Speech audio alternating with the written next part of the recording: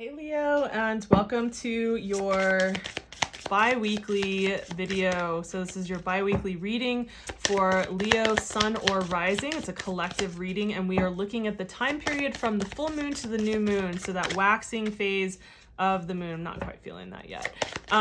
So this is for the full moon.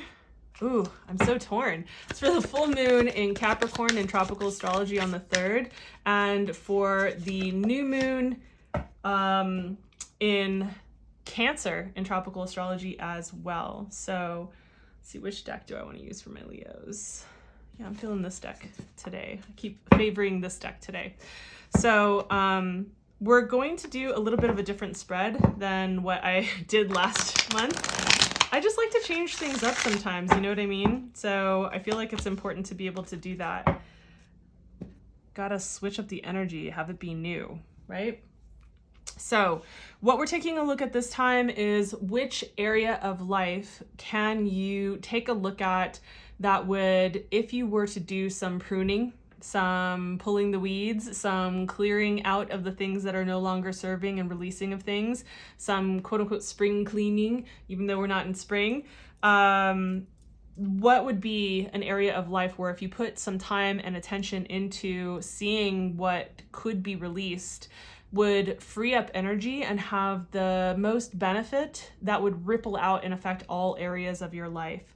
So we're looking at which area via the houses in astrology, through an astrological deck that I have, and what kind of spiritual advice is coming through. So let's start. And remember, these are meant to be short and sweet readings. So they are meant to be like really like quick and fast readings. So these are shorter than the monthly videos. I just put that out on the 1st. So you can go look at a more extensive reading of looking at like the beginning, middle, end of the month challenges and spiritual advice coming through for Leos there. So with this one, we will take a look at the area I was just discussing and describing. So we're looking at the 3rd house, right? So 3rd house, obviously, yes, being about communication. And that can be communication in written or verbal form, but like communication overall. So just keep that in mind. And also siblings or sibling-like people, you know, this could be like really, really close friends that feel like siblings, or even like cousins, like, you know, like secondary family, that's not like the closest family, right? But still like close enough, right? Like that.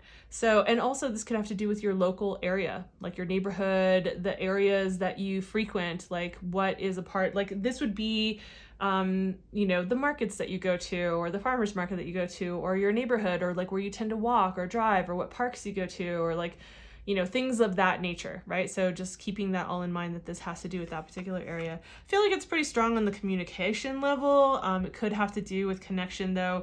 When we take a look at the spiritual advice that comes through with that, we have the Queen of Cups. And I'm just going to say like the first hit that I had on this was about taking care of your internal and emotional state, like your emotional health, right? Like your internal being. And in which ways are you nourishing and nurturing and taking care of that, and what is in contrast to that? So if there's certain kinds of connections that are like the ones that I was talking about, whether it be with siblings or with sibling-like people in your life, or community, like in your neighborhood, or whatever communications that need to be had, like what is it that is actually being a drain on your emotional life, on your emotional space? Like what needs to be addressed, right?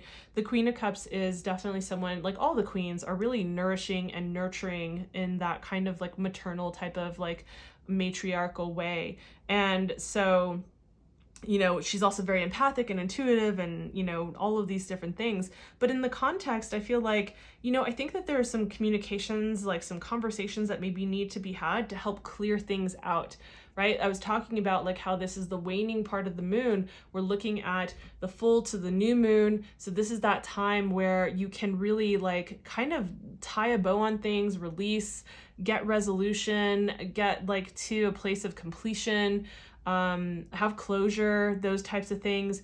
And so are there conversations or things that you could like really wrap up and just like, you know, because these oftentimes there are these conversations that are just kind of hanging out in the ether in the background. We've put on the shelf or the back burner, and we just kind of go like, yeah, I'll get to that someday. I'll get around to having that conversation at some point. But really it's taking up like a lot of our energy, time, and attention. Like we don't realize like how much energy is actually being diverted to that. It's kind of like when you have too many programs running on your laptop, and it's just taking up a lot more energy than you really understand until you start to like close things out or close out some of your millions of windows like me. So so it's like that, right? So what is, you know, what is in contrast to you actually feeling like you're in a space where your emotions are nurtured and they feel like you're taking care of your emotional state, your emotional well-being, and that you're feeling more of that kind of softness and safety in these areas, like in your life overall, right? And so are there conversations that you could be having about that? Remember, this is a collective reading, you know? So if you're watching this for your sun sign and you're like, oh, I'm not sure if that lands for me for this 2-week period of time, cool, go check out your rising sign. Ultimately, honestly, the best way that you're going to get like the most specific reading is going to be a 1-to-1 reading. I have those down in the description box. But if you want, like I said, like the more extensive view to see like how does this fit into the context of the month overall for you, Leo, go check out the monthly videos. Those are out now. So if this video felt like it was insightful in any way or helpful in some way and you got like a little aha from it, these are short and sweet videos, please do all the algorithm things to help me out in building this channel. I really do appreciate it. So if you haven't subscribed already, please do that. Why not? That way you don't miss any videos. Make sure to hit the notification bell, and yeah, definitely give a like to this video. It helps me out a lot. So wow, I thought I noticed like silenced all my notifications. I'm gonna have to check on that. So anyway, thank you guys for being here. Thanks for your time. I'll see you in the next video. Bye.